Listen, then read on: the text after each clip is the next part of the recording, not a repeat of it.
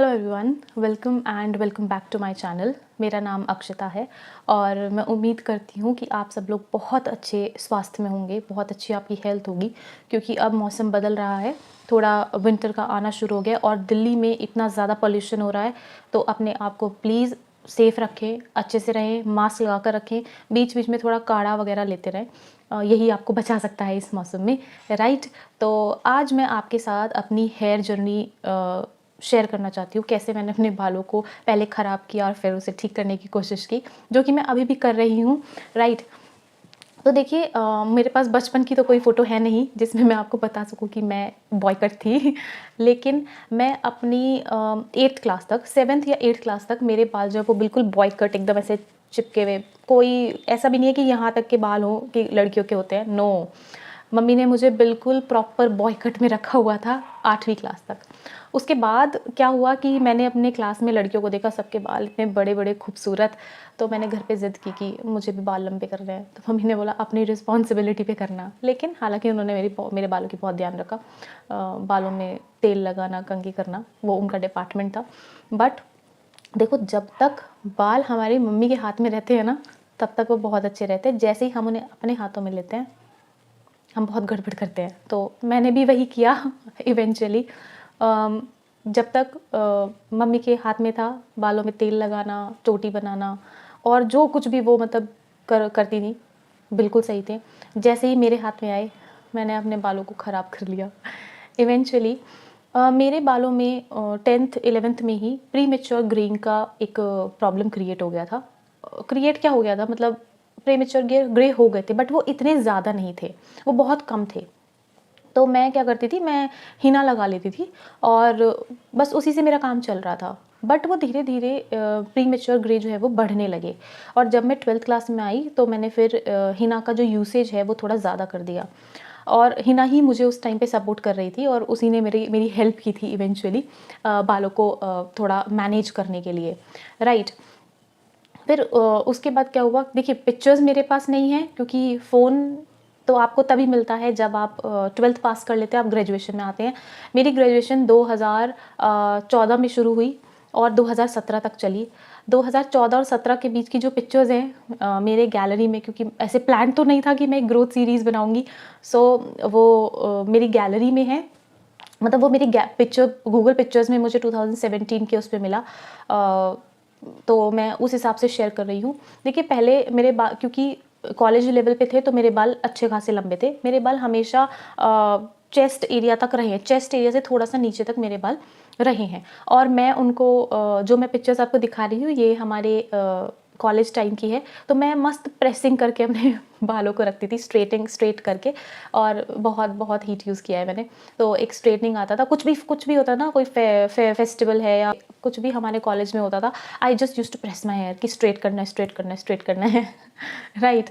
सो मैंने सबसे पहले ये जो पिक्चर्स है वो सारी मेरे कॉलेज लेवल की है। मैंने कॉलेज लेवल पे अपने बालों को बहुत स्ट्रेट किया है, बहुत स्ट्रेट किया है, राइट। हालांकि मेरे बाल इतने कर्ली नहीं रहे हैं, बट क्या करें, वो उस टाइम बहुत ज़्यादा चलन में था वो स्ट्रेट करना, राइट। सो 2017 से 14 टू 17 के बीच की पिक्चर्स कुछ मैं आपको दिखा रही हूँ। याद आ रही है कि हाँ, मैंने ये वाली ड्रेसेस कॉलेज में पहनी थी और ये मेरे फ्रेंड्स हैं। So I am able to और रिकोगनाइज दैट स्टफ। और ये सारी पिक्चर्स है। देखिए, मेरा ऐसा कभी रहा नहीं कि मैं बाल कटवा लूँ फिर उन्हें अरे मेरे बाल क्यों कट गए, ऐसा नहीं। हाँ, मम्मी की तरफ से डांट पड़ती थी जब हम लोग बालों को थोड़ा कटवाते थे कि बाल नहीं कटाने हैं, बिकॉज मम्मी को पसंद है लंबे लंबे बाल, राइट। तो मुझे वहाँ से डांट पड़ती थी। बट मैं बीच बीच में बालों को कटाते रहती थी कि कभी शॉर्ट करा लिए, फिर वो लंबे हो गए, फिर शॉर्ट करा लिए, फिर लंबे हो गए। तो जो आपको पिक्चर्स दिख रही है ना, वो उसी दौरान की है। जैसे 2018 नवंबर में मैंने अपने बालों को कट कर दिया था, बट 2019 मार्च तक मेरे बाल फिर से ग्रो हो गए थे। तो ये प्रोसेस लगे रहता था। मैं हिना यूज़ करती थी और बालों को कभी कटा देती थी, कभी उन्हें नॉर्मल रखती थी। मैंने कोई DIY नहीं किया। मैं सिर्फ, क्योंकि कॉलेज जाने लगे थे, तेल लगाना भी, मतलब आप ये मान लीजिए ऑयलिंग करना भी दुश्वार हो गया था उस टाइम मेरे लिए कि अरे कौन करता है इतना आलसी। बस वो ऐसे ही हेयर वॉश करते रहते बिना ऑयलिंग के, कभी कर ली कभी नहीं कर ली, ये सब होते रहता था। लेकिन हाँ, मैंने जो भी ऑयल यूज़ किया, चाहे मैंने अपने बालों में कोई रेमेडी नहीं की, बट मैंने जो भी अपना ऑयल यूज़ किया वो मैंने सही ऑयल यूज़ किया। मैंने अपने हेयर पोरोसिटी के अकॉर्डिंग ऑयल यूज़ किया है। इफ़ यू आर लाइक कि आपकी हेयर पोरोसिटी क्या है, देखिए मेरी लो पोरोसिटी हेयर है। मेरे बालों में मॉइस्चर को एब्जॉर्ब होने के लिए बहुत टाइम लगता है और बालों को सूखने के लिए बहुत टाइम लगता है।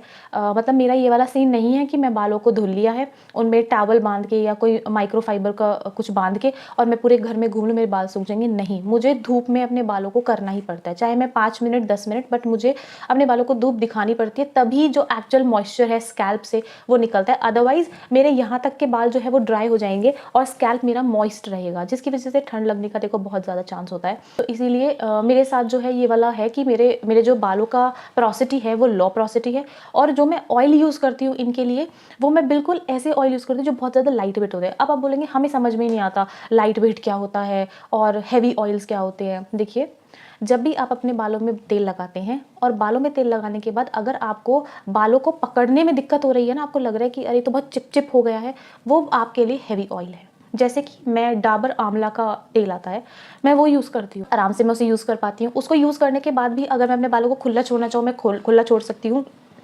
मुझे बिल्कुल भी चिप यूज़ नहीं महसूस होगी।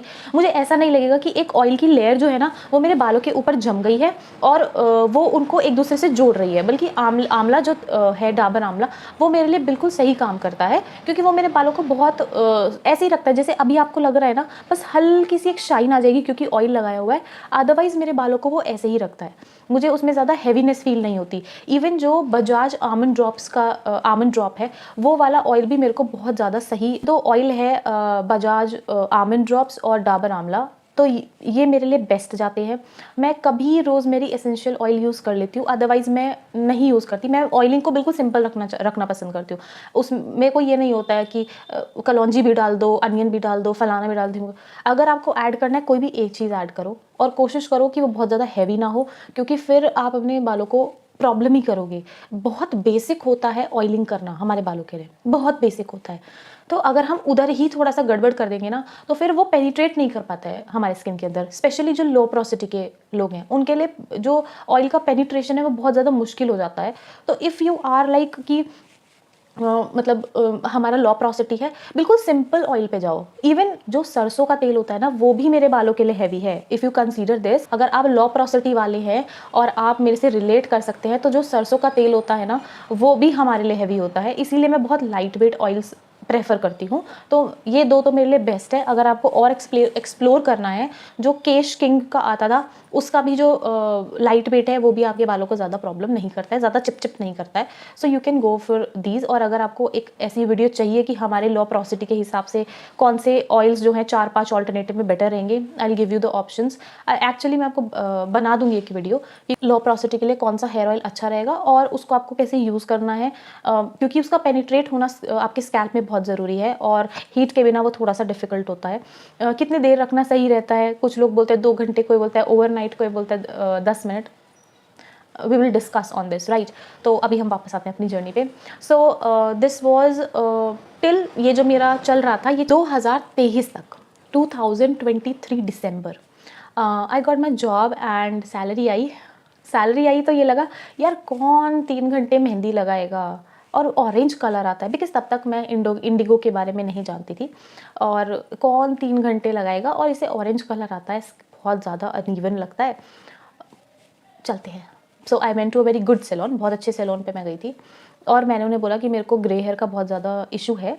तो दे सो माई हेयर और उन्होंने बोला आप बैठिए। फिर उन्होंने सबसे पहला क्वेश्चन, आप मेहंदी कब से लगा रही हैं? ये देखिए, मेहंदी जो है वो आपके बालों पे जम जाती है, एक लेयर क्रिएट कर देती है, फिर वो निकलना बहुत मुश्किल हो जाता है, एक्सेट्रा एक्सेट्रा एक्सेट्रा। मतलब उन्होंने बहुत अच्छे से एक्सप्लेन किया कि क्यों केमिकल ट्रीटमेंट्स जो हैं, जो हम ग्लोबल हेयर्स होते हैं, वो कराने बेटर हैं कंपैरिजन टू जो आप मेहंदी लगाते हैं इन सब से। और आप भी जाएंगे, आप भी कन्विंस हो जाएंगे, मैं भी कन्विंस हो गई और बहुत मोटा बिल आया पता है। और मेरे बालों पे ग्लोबल कलर हो गया। मैंने सिर्फ ग्लोबल कलर और कटिंग कराया था, ग्लोबल कलर हो गया, कटिंग हो गया। और ये जो प्रोसेस है ये मेरा चला 2013 दिसंबर से लेके 2014 नवंबर तक, मतलब ऑलमोस्ट 1 साल तक मैं सैलून जाती थी, कलर कराती थी। केमिकल ट्रीटमेंट में आपको जो रिज़ल्ट है वो तो तुरंत मिल जाता है, लेकिन उसके जो साइड इफ़ेक्ट है ना वो आपको तुरंत नहीं मिलेंगे।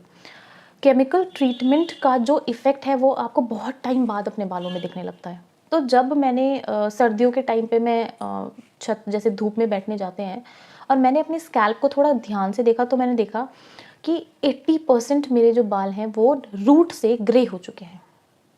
एंड आई वाज शॉक्ड, क्योंकि पहले इतने नहीं थे, पहले कम थे, 40-30% थे, अभी 80% जो है वो क्या हो चुके हैं, ग्रे हो चुके हैं। और जो ग्रोथ अब आ रही है वो ग्रे ही आ रही है, जो कि मेजरली सबके साथ होता है कि आपके बाल रूट से ग्रे होना शुरू करते हैं और मेजरली यहाँ तक आपका ग्रे रहता है, और जो रूट से आ रहा है वो सारा ग्रे आ रहा है। सो ये सबसे बड़ी एक प्रॉब्लम होती है ग्रे हेयर्स वालों के साथ। मैंने उसे नोटिस किया और आई वाज लाइक ये क्या हो गया, मैं तो कलर कराने गई थी, मल्टीपल टाइम्स हो गए मेरे grey hair, and I was really worried. उसकी वजह से भी मेरा जो स्किन का टेक्सचर है, I don't know due to chemical और किस वजह से, बट इस ही दौरान मेरा स्किन इतना ज़्यादा एक्ने प्रोन हो गया कि मुझे बहुत, पहले भी है मेरा स्किन एक्ने प्रोन ही रहा है शुरू से, बट इतना नहीं रहा, और वो धीरे धीरे ठीक भी हो रहा था। लेकिन 2014 के शुरू में, जनवरी से लेकर नवंबर तक मेरे स्किन पे बहुत थोड़े मतलब पिंपल्स जो है वो आने लगे थे, जिसका मैंने बाद में अपना स्किन केयर ठीक किया और वो ठीक हुए। But I have major issues with my hair कि वो बहुत बहुत बहुत ख़राब हो चुके हैं। सेकेंडली, एक तो वो ग्रे हेयर, सेकेंडली मेरे बालों का झड़ना, जो amount of hair fall I was like acknowledging ना उस टाइम पे, कि अगर मैं अपने बालों में ऐसे करके हाथ ऐसे करती थी ना, तो मेरे हाथों में 4 बाल आ जाते थे। मेरा इतना सीवियर हेयर फॉल हो रहा था। मैं ऑयलिंग कर रही हूँ तो मेरे बाल झड़ रहे हैं, मैं हेयर वॉश कर रही हूँ तो मेरे बाल झड़ रहे हैं, मेरे बेड पर बाल है, और बिल्कुल ऐसे किसी ने मेरा बाल बस ऐसे करके ऐसे करने को किया ना, 4 बाल मेरे हाथ में आते थे, और मैं बहुत शॉक थी उनका। मैं सोचती थी इतना हेयर फॉल, भाई कुछ नहीं बचेगा सर पे। Then I switch back to henna. मुझे इतना तो समझ में आ गया कि केमिकल ट्रीटमेंट तो नहीं जा रहा है। अब इस बीच मेरी शादी हो गई, सो मैंने थोड़ा बैलेंस किया और मैंने वापस हिना को अपने रूटीन में लाया।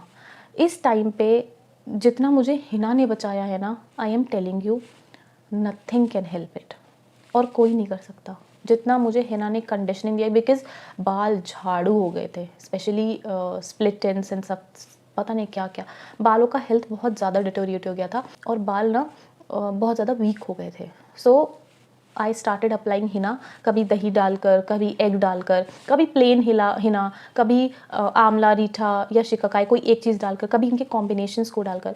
जो मैं आपके साथ रेमेडीज़ शेयर कर रही हूँ ना, जो अभी तक की हैं और जो कर रही हूँ, आई एम टेलिंग यू, ये 2014 जनवरी से लेके अभी नवंबर चल रहा है, इस टाइम की मेरी टेस्टेड रेमेडीज़ हैं, क्योंकि मैंने अपने बालों को लिटरली बचाया है। ठीक है, अभी भी आई एम ट्राइंग कि और वॉल्यूम इंक्रीज़ हो मेरे बालों में, क्योंकि मेरी पहले बहुत अच्छी ग्रोथ रही है। Due to the chemical treatment वो ग्रोथ जो है वो ख़राब हो गई, but I am managing it. और ये जो भी रेमेडीज़ हैं आपके साथ शेयर जो होती हैं वो टेस्टेड है, आपको 100% रिजल्ट मिलेगा, लेकिन आपको कंसिस्टेंट रहना पड़ेगा।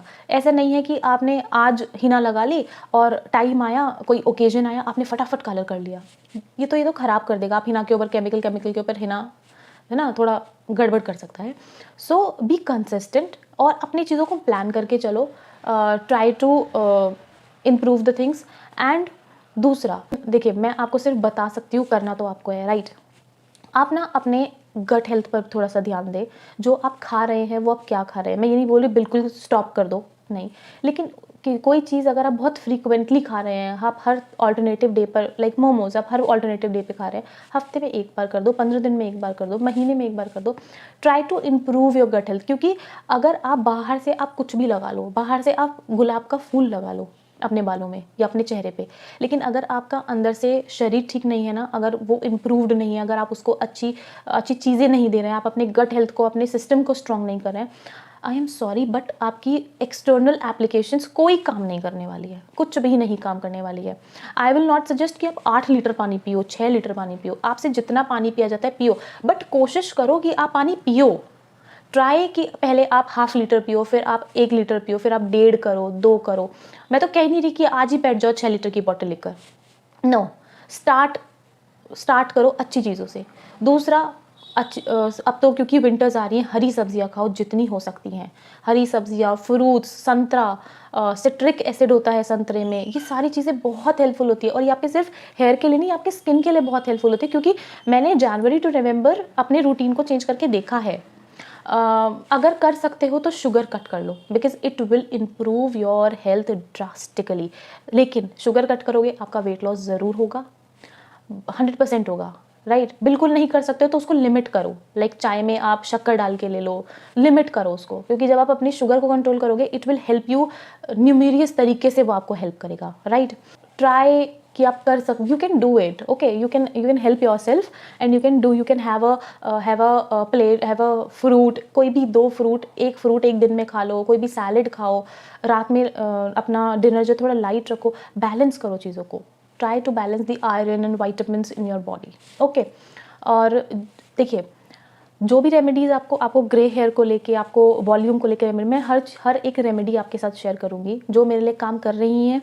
I will definitely make videos for you, specially the Hina, because the conditioning it provides. बहुत सारों के होते हैं कि अरे वो तो ड्राई कर देता है, आप उसे सही तरीके से यूज़ कीजिए, वो आपको ड्राइनेस नहीं क्रिएट करेगा आपके बालों पे, राइट। आप अगर ड्राइनेस लग रही है, ऑयल कर लीजिए, ऑयलिंग कीजिए नेक्स्ट डे, आपके बालों का, आपके हिना का कलर भी एनहांस होगा, गाढ़ा होगा, डार्क होगा, और आपके बालों को भी कंडीशनिंग हो जाएगी। हर एक चीज़ का सोल्यूशन निकालिए, यू विल गेट एवरीथिंग। और आप बिल्कुल टेंशन मत लो, मैं हूँ, राइट। मिल के बाल बढ़ाएंगे मिल के हम लोग अपने हेयर ग्रोथ जर्नी को और आगे बढ़ाएंगे, अपने बालों की वॉल्यूम, लेंथ, स्ट्रेंथ, सबसे ज़रूरी, जब मैंने केमिकल ट्रीटमेंट कराया और जो मेरा अमाउंट ऑफ हेयर फॉल हो रहा था, स्ट्रेंथ सबसे ज़रूरी है बालों में। अगर आपका स्कैल्प वीक है, कुछ नहीं कर सकते, अपने स्कैल्प की हेल्थ को इंप्रूव कीजिए। और लो पोरोसिटी वालों के लिए सबसे बड़ी बात है कि बिल्डअप बहुत जल्दी होता है, तो एक ऐसा शैम्पू जो कि एंटी डैंड्रफ हो, उसको अपने रूटीन में इंक्लूड कीजिए। जब आप एंटी डैंड्रफ शैम्पू यूज़ करेंगे ना, तो उससे वो बिल्डअप जो है क्लीन होता रहेगा। हफ्ते में 1 बार कीजिए, और बाकी आप दूसरी चीज़ों को यूज़ कर सकते हैं, राइट, ओके। अगर आपको वीडियो अच्छी लगी है, प्लीज़ चैनल को लाइक, शेयर एंड सब्सक्राइब करें।